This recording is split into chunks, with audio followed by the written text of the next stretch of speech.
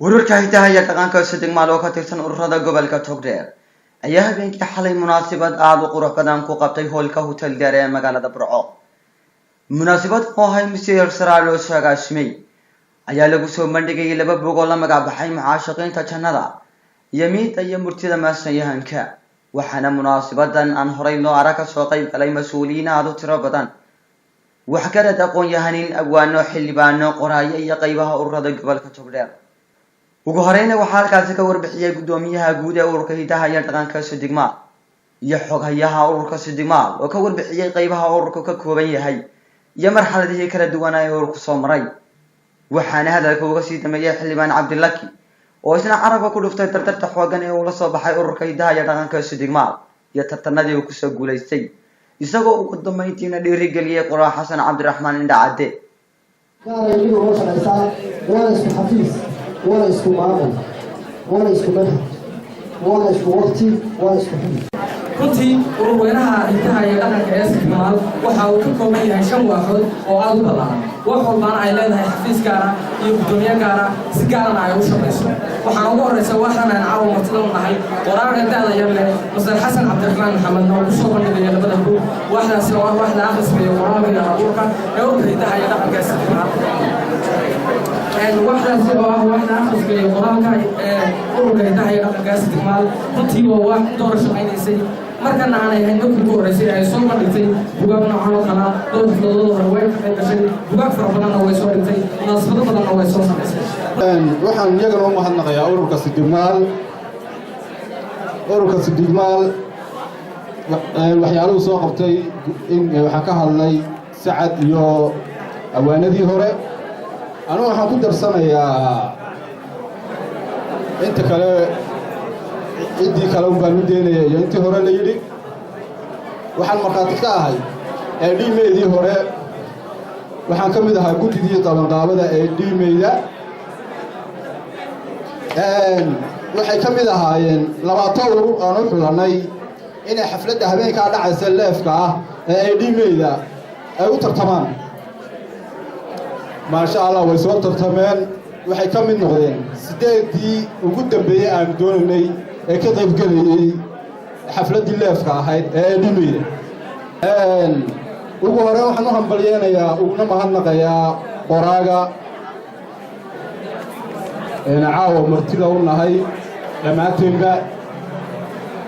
qoraa aad iyo aad baan ugu faraxsanahay inaanu ka soo qayb galno soo bandhigidda buugtaada. buuggan inkastoo nu ahayn kii u horreeyey kii u dambeeyana u ahayna qaar dambana insha Allah aan rajayna inaad soo wado. kan mid ka horreeyey kana kii labaad yahay.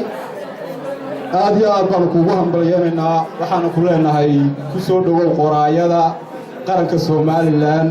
soo dhowow. sidoo kale waxaa halkaasi suugaan kala duwan ku soo bandhigay halabuuro ka tirsan ururka hidaha iyo dhaqanka Sidegmaal iyo abwaano kale oo munaasabadaasi marti ku ahaa. afarta hadii maasadiya geesi hadalkiide afar kalena heesahan tashiyo hoga tusaalayde haybtii kariim iyo abwaan halal cadiisiinde kujiska iyo maylkiyo dooyahan badaa gooshay gawaadhid iyo lacagtii xoolahan la iska guranay diyaaradahan gawliya waxeer samada guuxay gawaan lagama helina rag baad geeri doorbiday dadkoo gamaansanoo gelin dhexaad dhagida laahay bal garwaaqso bukhaari baa hurdada gooni ka ahaa caashaqu ma noola ma naflaan la aragba wax niyada jiifo nafta lagu abuuraa boora dooriyo dhulkii dacal ka yeedhay gaashaamo daaqii ku yiil dawyadii faafan jaamacaduba bartii la isku duray dhulna lagu dooxay gowla laale daariyo qotomegeyna lagu dayray daahiyaale xagarkaan dugsaday darafyadaan seexday meeshaan diraacdii dhoweyd dabac ku maalayay dalsantii haleeliyo dhulkii socodka loo diiday darar weyne dooliyo ilaa dacalkii buuhoole laandheer dusheediyo dalkii. ugu dambeyntiina waxaa labadiisa buug ka warbixiyay qoraa Xasan Cabdiraxmaan Indhacade isagoo ka warramay waxyaabaha ku kalifay inuu buugtan qoro iyo marxaladihii kala duwan ee uu la soo maray. mudanayaal iyo marwooyin sidii aan hore idinku carrabaabay waxa caawa madasha inoo yaala 2 ka mid ah dhiganayaasha aan qoray waxaanad nasiib wanaagsan u yeelateen inaad ila wadaagtaan xogtooda oo weedhahaana mudanayaal iyo marwooyin aynu si toos ah u gudagalo ka hadalka dhiganayaasha markana aynu soo qabano dhiganaha koowaad oo aan ku magacaabay murtida iyo miida maasayahanka mudanayaal iyo marwooyin sida aad ka dheehan kartaan magaca dhiganahan waxa uu ku saabsan yahay qaybo ka mid ah maasayahanka Soomaaliyeed ee labadii qarni ee ugu dambeeyay nolol ku soo gaadhay waxaana aad ka heli doontaan taariikhdooda gabayadooda iyo waxyaabo la xiriira noloshooda mudanayaal iyo marwooyin waxaan ku doortay ka waranka maasayahanku waxa ay tahay qodobka koowaad maasayahanku waa haldoorka ummadda maasayahanku waa hagaha dhaqanka iyo afka bulshada maasayahanku waa qofka kaliya ee ugu saamaynta badan nolosha bulshada maasayahanku waa qofka ugu daacadsan haldoorka ummadda